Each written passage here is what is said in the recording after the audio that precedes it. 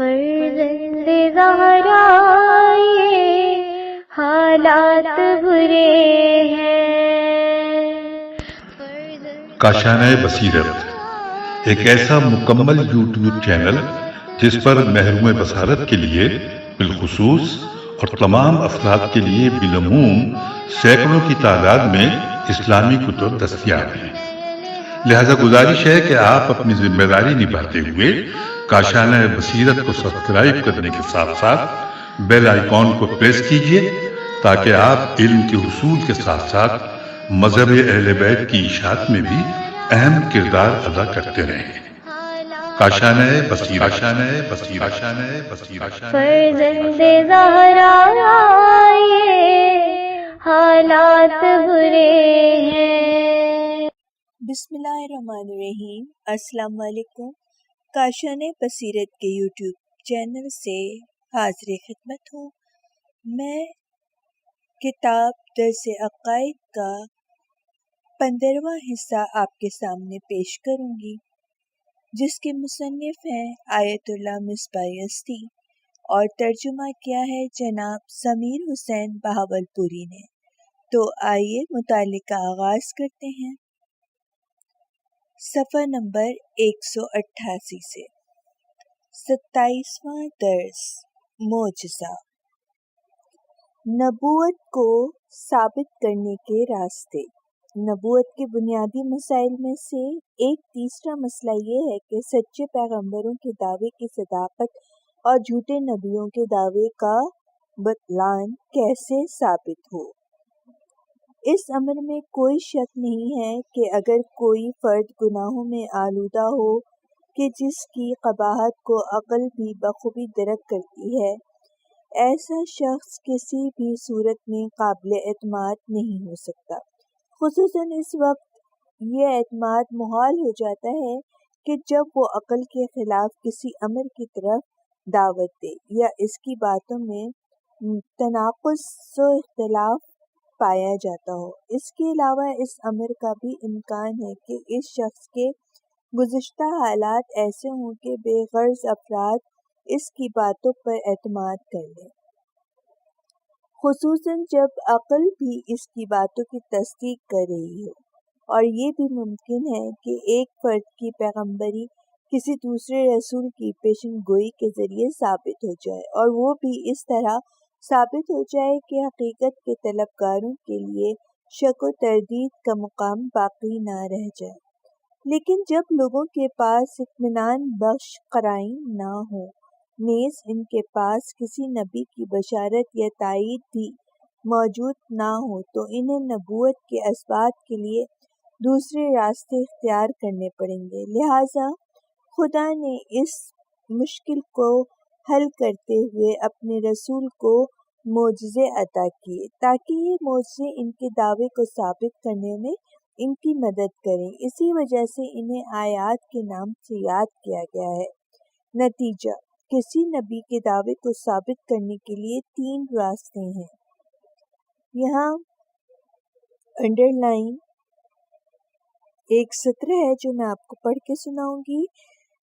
کلمہ آیات مختلف معنی میں استعمال ہوتا ہے، جیسے علم و قدرت، حکمت، موجودات، خواہ وہ عادی ہوں یا غیر عادی۔ دعوے کو ثابت کرنے کے لیے 3 راستے ہیں۔ نمبر 1، اطمینان بخش قرائن کے ذریعے، لیکن یہ صرف ان نبیوں کے متعلق صحیح ہے جنہوں نے لوگوں کے درمیان سال ہر سال زندگی گزاری ہو اور ایک عظیم شخصیت کے مالک ہوں۔ لیکن اگر کوئی نبی ایام جوانی یا اپنی شخصیت کی پہچان سے پہلے وہ مبعوث برسالت ہو جائے تو اس نبی کے دعوے کو اس راہ کے ذریعے ثابت نہیں کیا جا سکتا۔ نمبر 2، گزشتہ نبی نے آنے والے نبی کی خبر دی ہو۔ یہ راستہ بھی انہی لوگوں سے مخصوص ہے کہ جنہوں نے اس سے پہلے کسی نبی کی معرفت حاصل کر لی ہو اور اس کی جانب سے آنے والے نبی کی تائید یا بشارت سنی ہو۔ نمبر 3، معجزہ یہ راستہ نہایت مفید اور تمام مقامات پر مفید ہے، لہذا اس کے بارے میں مزید وضاحت پیش کرتے ہیں۔ معجزے کی تعریف۔ معجزہ یعنی ایک ایسا غیر عادی عمل جو ارادہ خداوند کے مطابق نبوت کا دعویٰ کرنے والے شخص کی جانب سے صادر ہو اور اس کے دعوے کو ثابت کرے۔ جیسا کہ آپ نے ملاحظہ کیا کہ یہ تعریف 3 مطالب پر مشتمل ہے۔ الف، غیر عادی امور کا وجود جو عادی اسباب کے ذریعے وجود میں نہیں آئے۔ ب، غیر عادی امور میں سے بعض ارادہ الہی اور اس کی اجازت سے واقع ہوتے ہیں۔ ج، ایسے غیر ارادی امور کسی پیغمبر کے دعوے کی صداقت کی علامت بن سکتے ہیں، اسی وجہ سے اصطلاح میں اس کو معجزہ کہا جاتا ہے۔ خارق عادت امور۔ خ، الف، خا، را، قاف نقطے والی۔ عادت امور جو موجودات بھی اس کائنات میں وجود میں آتے ہیں، عموماً وہ سب کے سب کسی نہ کسی اسباب و علل کا نتیجہ ہوتے ہیں جنہیں آزمائشات کے ذریعے پہچانا جا سکتا ہے، جیسے کہ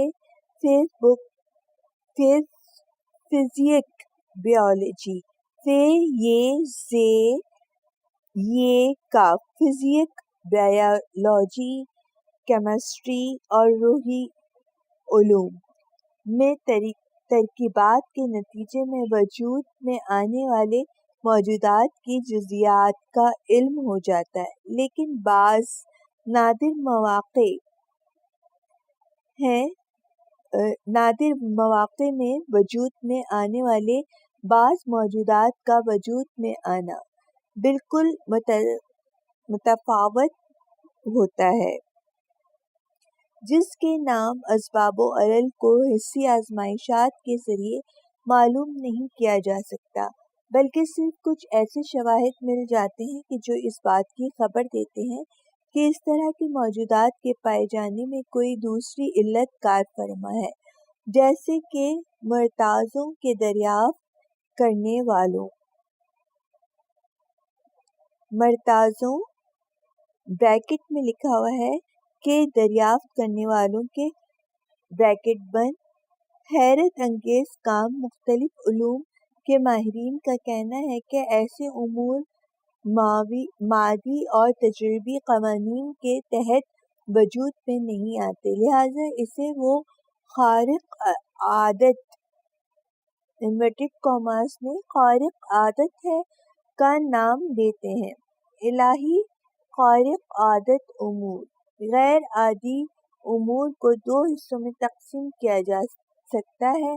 خارق عادت امور کی ایک قسم ایسے اسباب و علل پر مشتمل ہوتی ہے جو عادی تو نہیں لیکن بشر کے اختیار میں ضرور ہے، جسے تعلیم اور تمرین کے ذریعے حاصل کیا جا سکتا ہے، جیسے کہ مرتازوں کے غیر عادی امور۔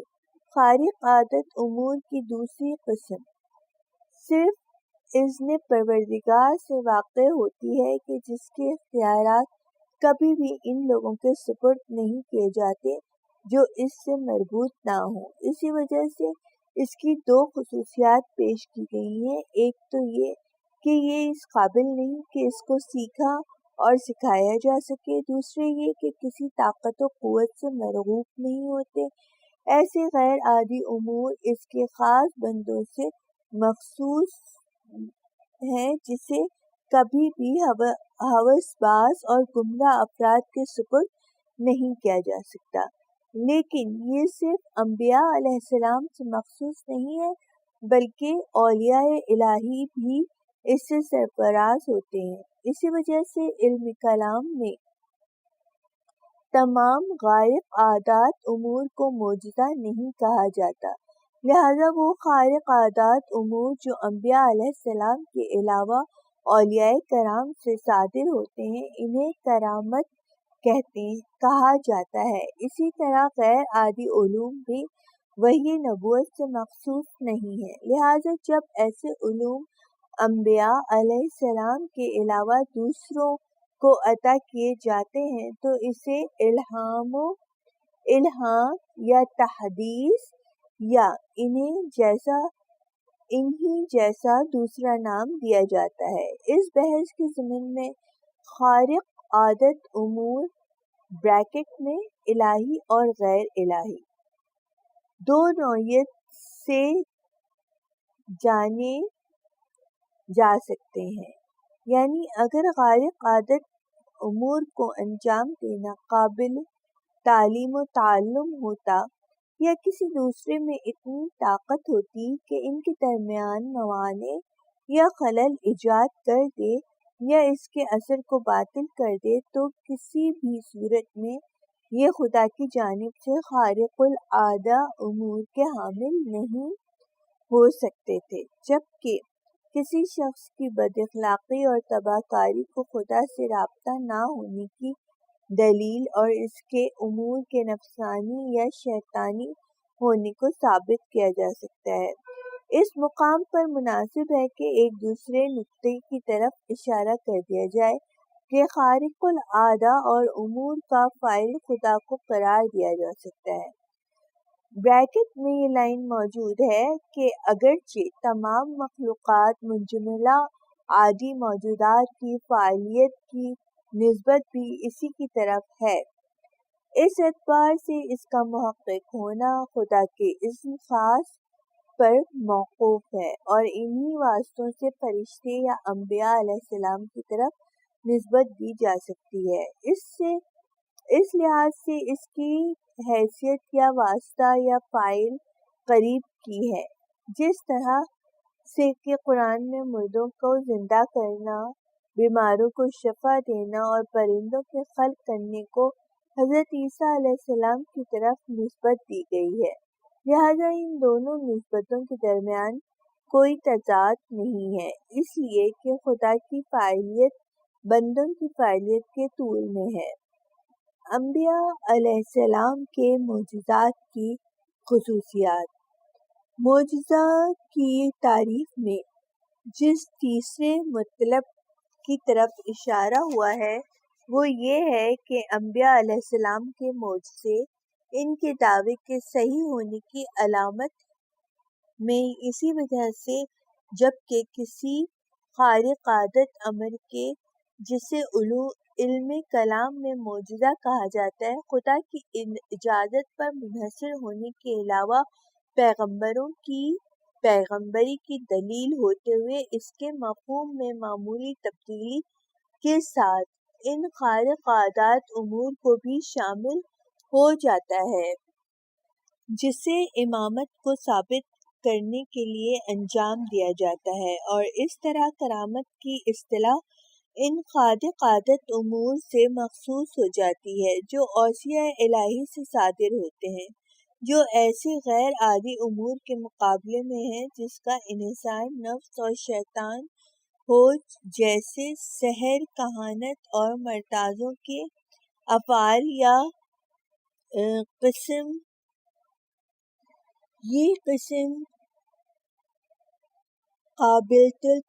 قابل تعلیم و تعلم ہے اور طاقتور عوامل کے مقابلے میں مغلوب بھی ہو سکتے ہیں، اور اس کا خدا کی جانب سے نہ ہونے کے سبب ان کے انجام دینے والوں کو گناہگار اور فاسد عقیدے سے تعبیر کیا جا سکتا ہے۔ اس مقام پر جس نقطے کی طرف توجہ لازم ہے وہ یہ ہے کہ انبیاء علیہ السلام کے معجزات جس چیز کو براہ راست ثابت کرتے ہیں وہ انبیاء علیہ السلام کی نبوت کا دعویٰ ہے۔ یہاں انڈر لائن کچھ سوروں کا ذکر ہے۔ سورہ رعد آیت 37، سورہ غافر آیت 78، سورہ آل عمران آیت 49، سورہ مائدہ آیت 110۔ نبوت کا دعویٰ ہے، لیکن وہ انبیاء علیہ السلام کی نبوت کا دعویٰ ہے، لیکن رسالت کے پیغامات کا صحیح ہونا اور ان کے احکامات کی پیروی کرنا بھی براہ راست اس سے ثابت ہو جاتا ہے۔ یا ایک دوسری تعبیر کے مطابق انبیاء علیہ السلام کی نبوت عقلی دلیل اور ان کے پیغامات تعبدی دلائل کے ذریعے ثابت ہوتے ہیں۔ سوالات: نمبر 1، سچے پیغمبروں کو کن راستوں سے پہچانا جا سکتا ہے اور ان راستوں میں کیا فرق ہے؟ نمبر 2، جھوٹے نبیوں کی پہچان کیا ہے؟ نمبر 3، معجزے کی تعریف کریں۔ نمبر 4، خارق العادت امور کیا ہے؟ نمبر 5، الہی خارق العادہ امور اور غیر الہی خارق العادہ امور میں کیا فرق ہے؟ نمبر 6، الہی خارق عادات امور کو کن راہوں سے ثابت کیا جا سکتا ہے؟ نمبر 7، الہی خارق عادت امور کے درمیان انبیاء علیہ السلام کے معجزات کی خصوصیات کیا ہیں؟ نمبر 8، اور کرامت کی اصطلاح کو بیان کریں۔ معجزہ اور کرامت کی اصطلاح کو بیان کریں۔ نمبر 9، معجزہ خدا کا کام ہے یا رسول صلی اللہ علیہ وآلہ وسلم کا؟ نمبر 10، معجزہ پیغمبروں کے سچے ہونے کی دلیل ہے یا ان کے پیغامات کے صحیح ہونے کی؟ یہاں انڈر لائن ایک سطر ہے جو آپ کو پڑھ کر سناتی ہوں۔ اس کتاب کے 4 اور 24ویں درس کی طرف رجوع کیا جائے۔ اور سامعین، ہم موجود ہیں صفحہ نمبر 193 پر اور یہاں سے 28واں درس شروع ہوا جاتا ہے۔ چند شبہات کا حل۔ مسئلہ اعجاز کے سلسلے میں چند شبہات ہیں کہ جن کے جوابات اس درس میں دیے جائیں گے۔ پہلا شبہ یہ ہے کہ ہمیشہ مادی موجودات کا وجود میں آنا کسی خاص علت کی بنیاد پر ہوتا ہے کہ جنہیں علمی آزمائشات کے ذریعے معلوم کیا جا سکتا ہے، اور کسی موجود کی علتوں کا ناشناختہ رہ جانا اس موجود کے لیے علت نہ ہونے پر دلیل نہیں ہے، لیکن خارق عادت امور کو اس عنوان سے قبول کیا جا سکتا ہے کہ وہ ناشناختہ علل و عوامل کے ذریعے وجود میں آنے میں، اور جب تک ان کے امور کے علل و اسباب ناشناختہ ہیں اس وقت تک انہیں حیرت انگیز امور میں نثار کیا جا سکتا ہے، لیکن قابل شناخت علتوں کا انکار علمی آزمائشوں کے ذریعے اصل علت کے نقص کے معنی میں ہے اور غیر قابل قبول ہے۔ اس شبہے کا جواب یہ ہے کہ اصل علت کا صرف تقاضا یہ ہے کہ کسی بھی وابستہ موجود یا معلول کے لیے علت کا ہونا ضروری ہے، لیکن تمام علتوں کو آزمائشوں کے ساتھ قابل شناخت ہونا کسی بھی صورت میں اصل علت کا لازمہ نہیں ہے، اور اس لازمے کے لیے کوئی دلیل بھی نہیں ہے، اس لیے کہ علمی آزمائش امور طبیعی میں محدود ہے اور کسی بھی صورت میں ماورائے طبیعت امور کے وجود یا عدم یا اس کی اثر گزاری کو آزمائش وسیلے کے ذریعے ثابت نہیں کیا جا سکتا، لیکن اعجاز کی تفسیر شناختہ ناشناختہ علتوں سے آگاہی کے معنی میں صحیح نہیں ہے، اس لیے کہ اگر یہ آگاہی عادی علتوں کے ذریعے حاصل ہوتی تو اس میں وہ بقیہ عادی موجودات میں کوئی فرق نہیں ہونا چاہیے اور کسی بھی صورت میں اسے خارق عادات امر نہیں کہا جا سکتا، اور اگر آگاہی غیر عادی طریقے سے ہوتی ہو تو اسے خارق عادت امور میں سے شمار کیا جاتا ہے، لیکن جب وہ اذن الہی پر منحصر اور نبوت کی دلیل ہو تو معجزے کی قسموں میں شامل ہے۔ جبکہ حضرت عیسیٰ علیہ السلام کا لوگوں کے ذخائر اور خوراک سے آگاہی آپ کے معجزات میں تھے، لیکن معجزات کو صرف اسی ایک قسم میں منحصر نہیں کیا جا سکتا، اس اعتبار سے کہ بقیہ اقسام کی نفی کر دی جائے، لیکن پھر بھی یہ سوال اپنی جگہ باقی رہے گا۔ یہ سوال اپنی جگہ باقی ہے کہ ایسے امور اور بقیہ خارق عادت امور میں اصل علت کے اعتبار سے فرق کیا ہے۔ دوسرا شبہ یہ ہے کہ خدا کی ہمیشہ یہ سنت رہی ہے کہ وہ کسی بھی موجود کو کسی خاص علت کے سارے وجود میں لاتا ہے، اور قرآن کی آیتوں کے مطابق سنت الہی قابل تغیر نہیں ہے، لہذا خارق عادت امور سنت الہی میں تفسیر و تبدل کا سبب بنی۔ مذکورہ آیتوں کے بنیاد پر یہ سب غیر قابل قبول ہے۔ یہ شبہ بھی گزشتہ شبہ سے مشابہ ہے، بس فرق اتنا ہے کہ گزشتہ شبہ میں عقلی دلائل استعمال ہوتے تھے اور اس شبہ میں قرآنی آیت کا سہارا لیا گیا ہے۔ اس شبہ کا جواب یہ ہے کہ موجودات کے علل و اسباب کو عادی علل و اسباب میں منحصر سمجھنے کو تغیر ناپذیر سنت الہی کا جز سمجھنا بے بنیاد بات ہے۔ اس کی مثال ایسی ہی ہے جیسے کوئی یہ دعویٰ کرے کہ علت و حرارت کا آگ میں منحصر ہونا خدا کے تغیر ناپذیر ہے۔ سنتوں میں سے ہے۔ ایسے دعووں کے مقابلے میں یہ کہا جا سکتا ہے کہ مختلف معلومات کے لیے مختلف علقوں و اسباب عادی کے لیے غیر عادی اسباب کا جمع ہونا ایک ایسا امر ہے جو ہمیشہ دیکھا گیا ہے، اور اس وجہ سے اسے سنت الہی کا جز شمار کرنا چاہیے، اور اسباب کے عادی اسباب میں منحصر ہونے کو اس کے لیے ایک قسم کا تغیر سمجھنا چاہیے کہ قرآن نے نفی کی ہے۔ بہرحال ان آیتوں کی تفسیر کرنا جو سنت الہی کے تغیر ناپذیر ہونے پر دلالت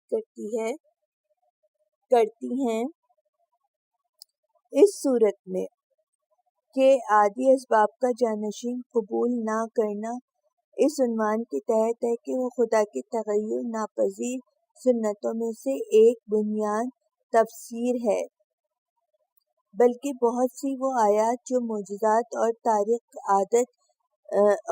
خارق عادت امور کے ہونے پر دلالت کرتی ہیں۔ اس تفسیر کے متعلق ہونے کے لیے ایک محکم دلیل بالکل ان آیاتوں کی صحیح تفسیر کو تفسیر کے گناہوں میں تلاش کرنا ہوگا، اور ہم اس مقام پر صرف ایک اجمالی اشارے کریں گے کہ یہ آیت معلول کی اپنی علت سے مخالفت نہ کرے پر دلالت کرتی ہے۔ یہ علتوں کا متعدد ہونا یا علت عادی کی جگہ علت غیر ارادی آ جانے کی نفی کرتی ہے، بلکہ شاید یہ کہا جا سکتا ہے کہ تا حد یقین اسباب کی تاثیر اور غیر مادی علل ان آیتوں کے موارد میں سے ہیں۔ انڈرلائن تین آیتوں کا ذکر ہے۔ سورہ آل عمران آیت 49، سورہ بنی اسرائیل آیت 22، سورہ احزاب آیت 24، سورہ فاطر آیت 23، سورہ فاتحہ آیت 23۔ مزید وضاحت معجزہ اس جہان میں موجود نظام کے درمیان ایک علیحدہ مسئلہ ہے جسے لوگوں کی خواہشوں کو پورا کرے، جیسے ناقہ حضرت صالح اور کبھی بطور ابتدائی جیسے حضرت عیسیٰ کے معجزات انجام دیا جاتا تھا، لیکن اس کا ہدف خدا کے انبیاء کو پہچانوانا اور لوگوں پر حجت کو تمام کرنا۔ لہذا معجزے کا پیش کرنا رسولوں کی دعوتوں کو جبراً قبول کرنے اور ان کے احکامات کے سامنے مجبوراً تسلیم ہو جانے کے لیے نہیں تھا، اور نہ ہی وقت گزارنے کے لیے ایک کھیل اور عادی اسباب و مسببات میں ہنگامہ ایجاد کرنے کے لیے تھا، اور ایسے ہدف کے ہوتے ہوئے ایسی خواہشوں کا جواب کچھ نہیں دیا جا سکتا۔ علت غیر عادی کے آ جانے کی نفی کرتی ہے، بلکہ شاید یہ کہا جا سکتا ہے کہ تحت یقین اسباب کی تاثیر اور غیر عادی علل ان آیتوں کے موارد میں سے ہیں۔ تیسرا شبہ یہ ہے کہ قرآن کے مطابق لوگ بار بار رسول اکرم صلی اللہ علیہ وآلہ وسلم سے معجزے کی درخواست کرتے تھے، اور حضرت ایسی خواہشوں کے جواب سے خودداری فرماتے تھے۔ لہٰذا اگر معجزہ نبوت کو ثابت کرنے کا وسیلہ ہے تو پھر کیوں حضرت صلی اللہ علیہ وآلہ وسلم اس وسیلے کے استعمال سے خودداری فرماتے تھے؟ اس شبے کا جواب یہ ہے کہ ایسی آیتیں ان درخواستوں سے مربوط ہیں جو اتمام حجت اور صحیح قرائن صدق گزشتہ انبیاء کی بشارتیں اور معجزات کے ذریعے آپ کی نبوت کے اثبات کے بعد ضد اور عناد کی وجہ سے کی جاتی تھیں، اور حکمت الہی کا تقاضا یہ تھا کہ ایسی خواہشوں کا جواب نہ دیا جائے۔ مزید وضاحت معجزہ اس جہان میں موجود نظام کے درمیان ایک علیحدہ مسئلہ ہے جس سے لوگوں کی خواہشوں کو پورا کرے، جیسے ناقہ صالح اور کبھی طور ابتدائی حضرت عیسیٰ کے معجزات انجام دیا جانا، لیکن اس کا ہدف خدا کے انبیاء کو پہچانوانا اور لوگوں پر حجت کو تمام کرنا تھا۔ لہذا معجزے کا پیش کرنا رسولوں کی دعوتوں کو جبراً قبول کرنے اور ان کے احکامات کے سامنے مجبوراً تسلیم ہو جانے کے لیے نہیں تھا، اور نہ ہی وقت گزارنے کے لیے ایک کھیل اور عادی اسباب و مسببات میں ہنگامہ ایجاد کرنے کے لیے تھا، اور ایسے ہدف کے ہوتے ہوئے ایسی خواہشوں کا جواب کبھی نہیں دیا جا سکتا، بلکہ ایسی خواہشوں کا جواب دینا حکمت کے خلاف ہوگا۔ یہ خواہشیں ان درخواستوں سے مشابہ ہیں کہ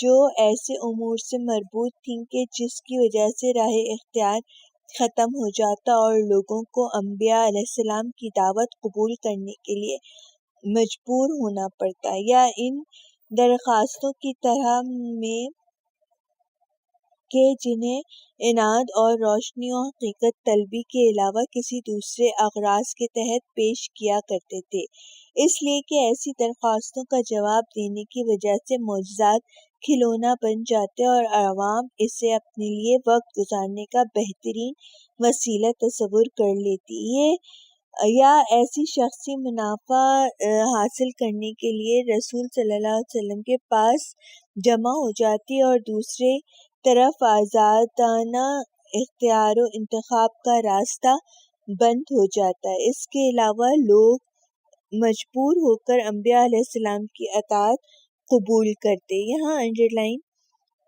آیات کا ذکر ہے۔ سورہ انعام آیت 37، سورہ یونس آیت 20، سورہ رعد آیت 7، سورہ انبیاء آیت 5، سورہ انعام آیت 100 24 اور 35 سورہ طٰہٰ، 133 سورہ صافات آیت 14 سورہ قدر آیت 2 سورہ شورى آیت 197 4-3 سورہ اسراء آیت 59 سورہ روم آیت 57۔ اور یہ دونوں صورتیں معجزات کے پیش کرنے کی حکمت کے خلاف ہیں، لیکن ان مقامات کے علاوہ جہاں حکمت الہی کا تقاضا ہو وہاں ان کی خواہشات کا جواب دے دیا جاتا تھا، جیسا کہ رسول اکرم صلی اللہ علیہ وسلم کے بے شمار معجزات قطعی سند کے ساتھ ثابت ہیں، جن میں ہر ایک سے واضح اور جاویدانی قرآن کریم ہے کہ جس کی وضاحت انشاءاللہ آئندہ آئے گی۔ چوتھا شبہ یہ ہے کہ معجزہ چونکہ اذن الہی پر منحصر ہے، جو اس بات کی علامت ہو سکتا ہے کہ خدا اور معجزہ دکھانے والے کے درمیان خاص ارتباط پایا جاتا ہے، اس لیے کہ اسے خدا نے یہ خاص اجازت عنایت کی ہے، یا ایک دوسری تعبیر کے مطابق اس نبی نے اپنی خواہش اور عمل کے اس ارادے کے ذریعے تحقق بخشا ہے، لیکن جسے ارتباطات کا عقلی لازمہ یہ نہیں ہے کہ اس میں اور خدا کے درمیان اس ارتباط کے علاوہ دوسرے ارتباطات بھی پائے جاتے ہوں، لہذا معجزے کو دعوی نبوت کے صحیح ہونے پر دلیل عقلی نہیں مانا جا سکتا، بلکہ اسے صرف ایک فنی اور قانع کر دینے والی دلیل کا نام دیا جا سکتا ہے۔ زوئے نون چھوٹی ہے اور قانع قاف الف قا نون عین۔ اس شبے کا جواب یہ ہے کہ خارق عادت امور اگرچہ الہی کیوں نہ ہو، خود بخود رابطہ وحی کے ہونے پر دلالت نہیں کرتے، اسی وجہ سے اولیاء علیہ السلام کی کرامت کو ان کے نبی ہونے کی دلیل نہیں مانی جا سکتی، لیکن یہاں بحث اس شخص کے سلسلے میں ہے جس نے نبوت کا دعویٰ کیا ہے اور اپنے دعوے کو ثابت کرنے کے لیے معجزہ دکھایا ہے۔ اب اگر یہ فرض کر لیا جائے کہ اس نے نبوت کا جھوٹا دعویٰ کیا ہے، جو عظیم اور بدترین گناہوں میں سے ہونے کے علاوہ دنیا و آخرت میں تباہی کا موجب بھی ہے، اس میں ہرگز خدا سے ایسے ارتباط کے برقرار ہونے کی صلاحیت نہیں ہو سکتی، اور خدا کبھی بھی ایسے فرد کو معجزے کی قدرت عطا نہیں کر سکتا جس کی وجہ سے لوگ گمراہ اور بدبخت ہو جائیں۔ نتیجہ عقل بخوبی درک کرتی ہے کہ صرف وہی شخص خدا سے خاص ارتباط برقرار کرنے اور معجزے کی قدرت سے سرفراز ہونے کی صلاحیت رکھتا ہے جو اپنے مولا سے خیانت نہ کرے اور اس کے بندوں کی گمراہی اور بدبختی کا موجب نہ بنے۔ لہذا معجزہ کا پیش کرنا عوامی نبوت کے صحیح ہونے پر قاطع دلیل عقلی ہے۔ یہاں انڈرلائن کچھ سورہ ہے۔ سورہ انعام آیت 144، 93، 21 سورہ یونس، 17 سورہ ہود آیت 18 سورہ کہف آیت 15 سورہ عنکبوت آیت 98 سورہ شورى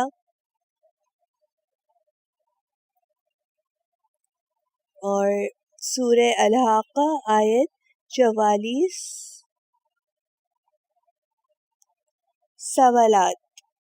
نمبر 1، اصل علیت کا مطلب کیا ہے اور اس کا لازمہ کیا ہے؟